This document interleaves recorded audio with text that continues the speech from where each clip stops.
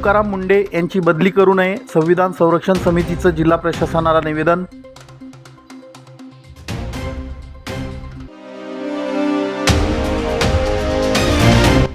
शेतकरी कर्जमाफीसाठी क्रांतिकारी शेतकरी संघटनेतर्फे जाळल्या शासन निर्णयाच्या प्रती।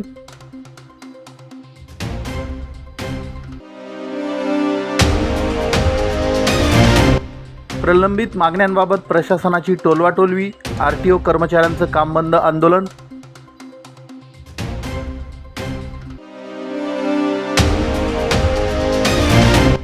आणि मेवाड नरेश वीर शिरोमणी महाराणा प्रतापसिंह यांच्या जयंतीनिमित्त पुतळ्याला अभिवादन।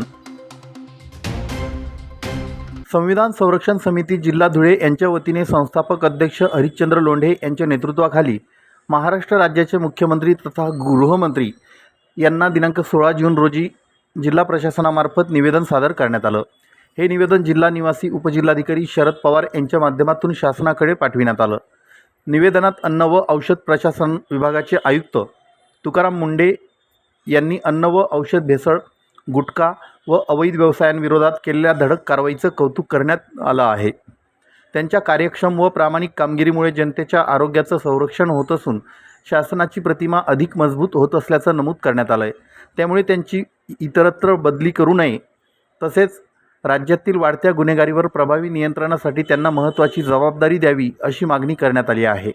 तसेच भेसळखोर व गुटखा माफियांविरोधातील कठोर कारवाईमुळे त्यांच्या जीवितास धोका निर्माण होण्याची शक्यता असल्याने त्यांना झेड दर्जाची सुरक्षा प्रदान करावी अशीही मागणी निवेदनातून करण्यात आली आहे। याचबरोबर कल्याण येथील बौद्ध भूमीच्या पुनर्वसनाचा प्रश्न तातडीने मार्गी लावावा व बौद्ध बांधवांच्या भावना दुखावणाऱ्या घटनांची दखल घेऊन योग्य ती कार्यवाही करावी अशी मागणी समितीने शासनाकडे या निवेदनाच्या माध्यमातून केली आहे। यावेळी संविधान संरक्षण समितीचे संस्थापक अध्यक्ष हरिश्चंद्र लोंढे, ज्येष्ठ पत्रकार Gopi Landge, comrade LR Rao, Deepak Jadhav, GD Jadhav, BT Ahire, doctor Shrikrishna Bedse, Harshbodh More, Kashinath Shinde, Chhotu More, मुक्त पत्रकार धनंजय गाळणकर, विजय वाघ, कॉम्रेड पोपटराव चौधरी, कॉम्रेड वसंत पाटील, दीपक सोनवणे यांच्यासह समितीचे पदाधिकारी व कार्यकर्ते उपस्थित होते।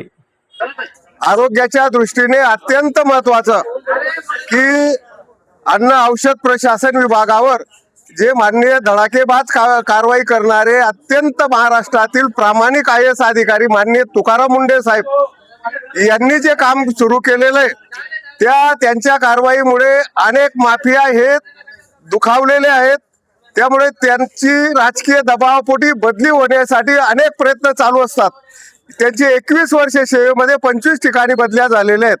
तर शासनाची प्रतिमा त्यांच्यामुळे सुधारते। तर सरकारने कोणत्याही माफिया किंवा कोणत्याही राजकीयाला दबावाला बळी न पडता तुकाराम मुंढे साहेबांची बदली करू नये।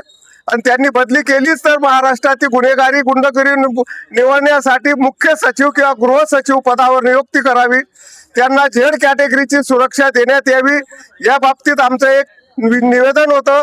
तसेच दुसरं निवेदन हे आमचं कल्याण डोंबिवली महानगरपालिकेचे जातीवादी प्रशासन जे वालधुनी या ठिकाणी बौद्धांचं पवित्र ठिकाण बौद्ध भूमी ही कोणतीही सूचना नोटीस काही पूर्वकल्पना न देता किंवा पुनर्वसन न करता ती बुद्धभूमी तोडण्यात आली व त्या ठिकाणचं पुनर्वसन करावं तात्काळ, अन्यथा संपूर्ण महाराष्ट्रातील आंबेडकरी बौद्ध अनुयायांच्या भावनांचा उद्रेक होऊन कायदा सुव्यवस्था बिघडू शकते।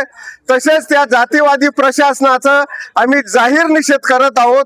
या संदर्भात धुळे शहरातले संपूर्ण पुरोगामी विचार मंच, कॉम्रेड, भारतीय कम्युनिस्ट, मार्क्सवादी कम्युनिस्ट, संविधान समिती, बौद्ध महासभा यांच्या वतीनं आम्ही या ठिकाणी माननीय मुख्यमंत्र्यांना जिल्हाधिकारी मार्फतीने निवेदन देण्यासाठी उपस्थित आहोत। मी महाराष्ट्र न्यूज चॅनलच्या बातमीपत्रास लाईक, शेअर, सबस्क्राईब करा। सोबतच बेल आयकॉन प्रेस करायला विसरू नका। पाहत राहा मी महाराष्ट्र चॅनल। शेतकऱ्यांची सरसकट कर्जमाफी, हक्काचा पीक विमा व इतर शेतकरी हिताच्या मागण्यांसाठी क्रांतिकारी शेतकरी संघटनेचे संस्थापक अध्यक्ष रविकांत तुपकर यांचं बुलढाणा येथे अन्नत्याग आंदोलन सुरू आहे। या पार्श्वभूमीवर शेतकऱ्यांच्या मागण्यांबाबत शासनाने सकारात्मक निर्णय घ्यावेत, शेतकऱ्यांची संपूर्ण कर्जमाफी करून त्यांना आर्थिक दिलासा द्यावा, पीक विमा कंपन्यांकडून शेतकऱ्यांना योग्य व वेळेत नुकसान भरपाई मिळेल यासाठी कठोर पावले उचलावीत, रविकांत तुपकर यांच्या मागण्या तात्काळ दखल घेऊन पूर्ण कराव्यात अशा मागण्या करीत क्रांतिकारी शेतकरी संघटनेतर्फे उत्तर महाराष्ट्र अध्यक्ष ईश्वर उखा पाटील यांच्या नेतृत्वाखाली धुळे जिल्हाधिकारी कार्यालय प्रवेशद्वारासमोर शासन निर्णयाच्या प्रती जाळून निषेध व्यक्त करण्यात आला।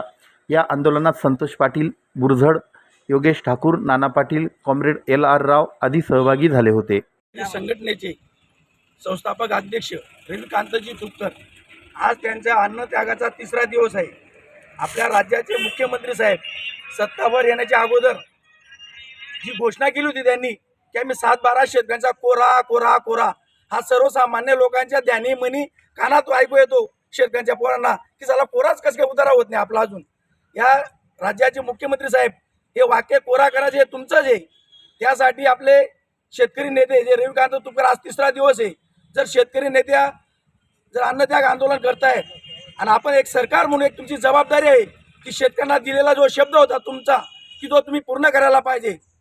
शेतकऱ्यांना दुसरी गोष्ट जो तुमचा GR आहे हा GR शेतकऱ्यांना अशा पद्धतीने आहे की बऱ्याच वंचित राहणार पाहिजे व शेतकरी त्यांना लाभ नको पाहिजे।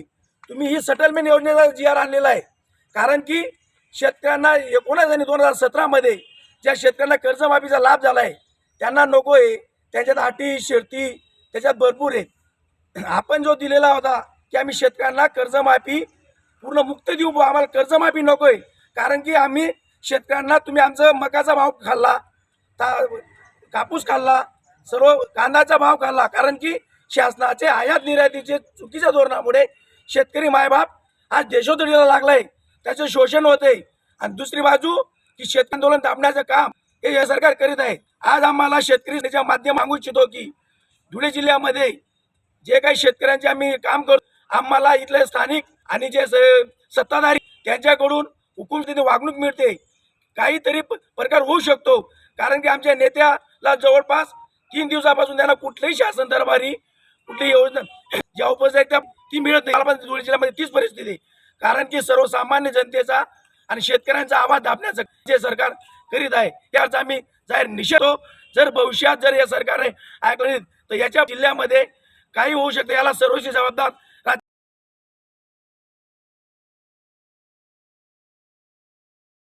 मी महाराष्ट्र न्यूज चॅनलच्या बातमीपत्रास लाईक, शेअर, सबस्क्राईब करा। सोबतच बेल आयकॉन प्रेस करायला विसरू नका। पाहत राहा मी महाराष्ट्र चॅनल। आकृतीबंध मंजूर होऊन 3.5 वर्ष झालीत तरी सेवा प्रवेश नियम तयार नाहीत। त्यामुळे कर्मचाऱ्यांना पदोन्नतीपासून वंचित ठेवलं जात असून त्यांचं आर्थिक व सामाजिक नुकसान होत आहे। असे अनेक प्रश्न सोडविण्यास शासन प्रशासन टाळाटाळ करीत असल्याची संतप्त भावना राज्यातील RTO कर्मचाऱ्यांमध्ये आहे। त्यामुळे मंगळवार दिनांक 16 जूनपासून RTO कर्मचाऱ्यांनी बेमुदत संपाचा एल्गार पुकारला। कर्मचाऱ्यांच्या बहुतांश मागण्या प्रशासन स्तरावर सुटू शकतात, त्यासाठी संघटनेने सप्रमाण पाठपुरावा केला असला तरी मार्गदर्शनाच्या नावाखाली या मागणीबाबतचे प्रस्ताव शासनाकडे पाठवून प्रशासन वेळखाऊ धोरण राबवित आहे, असा आरोप संघटनेने केला आहे। संघटनेने दिलेल्या आंदोलनाच्या नोटिसीनंतर परिवहन मंत्री प्रताप सरनाईक यांनी 10 दिवसांपूर्वी बैठक बोलावली होती, पण त्याचं इतिवृत्त देण्याचंही टाळाटाळ केली जात आहे। प्रशासनाचा हलगर्जीपणा, चालढकलपणा त्यातून स्पष्ट होतोय। प्रशासनाच्या या भूमिकेमुळे राज्यातील सर्व RTO कर्मचारी प्रचंड संतप्त झालेत। या सर्व बाबींचा विचार करून संपाविषयीचा अंतिम निर्णय घेण्यासाठी शनिवार दिनांक 13 रोजी झालेल्या संघटनेच्या तातडीच्या बैठकीमध्ये सखोल चर्चा झाली। तेव्हा बेमुदत संपाशिवाय पर्याय नाही अशा तीव्र भावना सर्व पदाधिकारी आणि सक्रिय कार्यकर्त्यांनी व्यक्त केल्या। त्यानुसार दिनांक 16 जूनपासून संपूर्ण राज्यामध्ये RTO कर्मचारी संपावर जाऊन आपला रोष व्यक्त करीत आहेत। त्यामुळे मंगळवारपासून राज्यभरात RTO कार्यालय ठप्प झाली। शासन प्रशासनाने प्रलंबित मागण्यांबाबत त्वरित सकारात्मक निर्णय घ्यावेत, अन्यथा कर्मचारी आता माघार घेणार नाहीत, अशी ठाम भूमिका संघटनेचे सरचिटणीस सुरेंद्र सरतापे यांनी व्यक्त केली आहे। सेवा प्रवेश नियम जे तयार करायचे होते या आज 4 वर्ष झाली, आजपर्यंत तयार झालेले नाहीत, ते तात्काळ जारी करण्यात यावेत। दुसरी, आकृतीबंध जो आहे त्याची अंमलबजावणी पूर्वलक्षी प्रभावाने करण्यात यावी। तिसरी आहे, 56 कर्मचारी जे आमच्या कॅडरमधून म्हणजे वरिष्ठ लिपिक ते कार्यालय अधीक्षक या पदावर पदोन्नत करण्यात आलेले होते, त्यांना कोणतीही त्यांची गुन्हा नसताना त्यांना फक्त कागदी प्रशासनाच्या कागदी वड्यांच्या अनुषंगाने त्यांना पदोन्नत केलेले आहे। म्हणजे त्यांना सामाजिक आणि आर्थिक त्यांची मानहानी झालेली आहे। तर त्यांना त्या 56 कर्मचाऱ्यांना पदोन्नती पूर्ववत करण्यात यावी अशी आम्ही मागणी केलेली आहे। दुसरी आहे आमची जे प्रशासकीय वरिष्ठ जी पदं आहेत, प्रशासकीय अधिकारी, कार्यालयीन अधीक्षक, सहाय्यक मोटार वाहन अभियंता, लघुटांक लेखक, ही जी पदं आहेत, ही पदं आमच्या कर्मचाऱ्यांना पदोन्नतीने तात्काळ भरण्यात यावीत. आमच्याकडे आमचे जे कर्मचारी आहेत त्यांच्याकडे ती पात्रता आहे, पात्रता असून सुद्धा त्यांना ते पदं मिळत नाहीत, तर हा आमचा रोष आहे. दुसरी गोष्ट, बढतीपूर्व नियमबाह्य परीक्षा रद्द करण्यात यावी. नवीन आकृतीबंधानुसार आम्ही आर तयार करताना प्रस्तावात आम्ही सादर केलेला आहे की जी बढतीपूर्व पदोन्नती देण्यापूर्वी जी तुम्ही आम्हाला पात्रता निकष म्हणून जे लावतायत सेवा प्रवेश नियम किंवा सेवा अर्हता परीक्षा, तर ती रद्द करण्यात यावी. ती अन्यायकारक आहे. आणि आमच्या कर्मचारी याच्या अगोदर सेवा प्रवेशोत्तर परीक्षा या अगोदर त्यांनी दिलेली आहे आणि त्या सगळ्यांनी उत्तीर्ण करून ते सेवेत कायम काम करत आहेत. पण तरीसुद्धा त्यांना परत तुम्ही सेवा अर्हता परीक्षेच्या नावाने त्यांचा छळ किंवा त्यांच्यावर अन्याय करत आहात, अशी आमची मागणी आहे. आणि आमचे जे नवीन आकृतीबंध प्रस्ताव सादर करत असताना आम्ही 2 महत्त्वाच्या मागण्या केलेल्या होत्या. लिपिक टंकलेखक आणि वरिष्ठ लिपिक या 2 पदांचं पदनाम बदल. तर आम्ही अशी मागणी केलेली होती, लिपिक टंकलेखक या पदाला परिवहन सहाय्यक आणि वरिष्ठ लिपिक या पदाला वरिष्ठ परिवहन सहाय्यक अशी आम्ही मागणी केलेली होती. परंतु नवीन आकृतीबंध ज्यावेळेस मंजूर होऊन आला 2022 त्यावेळेस आम्हाला कोणत्याही प्रकारे पदनाम बदल मिळालेली नाही आहे. इतर विभागात जर आपण पाहिलं, महसूल विभागात महसूल सहाय्यक, ग्राम महसूल अधिकारी अशा प्रकारची पदं निर्माण झालेली आहेत.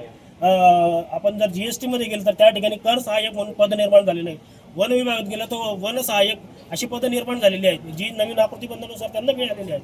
पण नवीन आकृतीबंध लागू होऊन आमच्या कर्मचाऱ्यांना जे काही मिळायला हवं होतं, जे हक्काने मिळायला होतं, ते आजपर्यंत मिळालेलं नाही आहे. आम्ही त्यासाठी आज आमचा रोष व्यक्त करत आहोत. मी महाराष्ट्र न्यूज चॅनलच्या बातमीपत्रास लाईक, शेअर, सबस्क्राईब करा. सोबतच बेल आयकॉन प्रेस करायला विसरू नका. पाहत राहा मी महाराष्ट्र चॅनल. धुळे शहरातील महाराणा प्रताप चौकात महाराणा प्रताप सिंह यांच्या जयंतीनिमित्त पुतळ्याला विविध पक्ष संघटनांच्या वतीनं अभिवादन करण्यात आलं. यावेळी वीर शिरोमणी महाराणा प्रताप सिंह यांचा जयघोष करण्यात आला. याप्रसंगी धुळे शहराचे आमदार अनुप अग्रवाल यांच्या अर्धांगिनी सौ अल्पा अनुप अग्रवाल, महापौर मायादेवी परदेशी, नगरसेवक सनी चौधरी, अजित राजपूत, गणेश कोर, दादा कोर, नरेंद्र सिसोदिया, जगदीश राणा, पुष्कर राठोड, संतोष मिस्त्री, महाराणा प्रताप शिक्षण प्रसारक मंडळाचे कार्याध्यक्ष Narendra Singh Sisodia, school committee chairman Vijaysingh Suryavanshi, school committee vice chairman Prakash Singh Jadhav, संचालिका सौ नीता सिसोदिया, संचालक प्राध्यापक जसपाल सिंह सिसोदिया, महाराणा प्रताप माध्यमिक व उच्च माध्यमिक विद्यालय देवपूर धुळेचे प्राचार्य डॉक्टर किशोर अरगडे, इंद्रजित जमादार, सोनाली सिसोदिया, योगेश शिंदे, संगीता कुवर, अनिता राजपूत, मिनल राठोड, रवींद्र राजपूत, निलेश राजपूत, गजेंद्र पावरा, रवींद्र गिरासे, गोविंद राजपूत, देवराम सोमवंशी आदी मान्यवर पदाधिकारी उपस्थित होते. वीर शिरोमणी महाराणा प्रताप की जय. आज संपूर्ण भारतात हिंदू कुलसूर्य, महापराक्रमी, अतिस्वाभिमानी, ज्यांच्यामुळे भगवा ध्वज अबाधित राहिला असे तुमचे आमचे सर्वांचे आराध्य दैवत महाराणा प्रताप सिंह यांची तिथीनुसार 486वी जयंती संपूर्ण भारतात ही अतिशय उत्साहात आणि जोरात साजरी होत आहे. धुळे जिल्ह्यात पण धुळे शहरात वीर शिरोमणी महाराणा प्रताप स्मारक समितीतर्फे सकाळपासून विविध कार्यक्रम होत आहे. रात्री या ठिकाणी आतिषबाजी करण्यात आली, ब्रह्ममुहूर्तावर अभिषेक करण्यात आला. आज सर्व समाजामार्फत तसेच विविध सामाजिक संघटना संस्थांमार्फत माल्यार्पण करण्यात येत आहे. तसेच दुपारी 5 वाजता राणा भवन मिरच्या मारुती येथून मोठी रॅलीसुद्धा निघणार आहे आणि रॅलीचा समारोप संध्याकाळी या ठिकाणी होणार आहे. संध्याकाळी या ठिकाणी फटाक्यांची आतिषबाजी होणार आहे. असा अतिशय जल्लोषपूर्ण वीर शिरोमणी महाराणा प्रताप स्मारकातर्फे जयंती उत्सव साजरा करण्यात येत आहे. वीर शिरोमणी महाराणा प्रताप की जय. मी महाराष्ट्र न्यूज चॅनलच्या बातमीपत्रास लाईक, शेअर, सबस्क्राईब करा. सोबतच बेल आयकॉन प्रेस करायला विसरू नका. पाहत राहा मी महाराष्ट्र चॅनल.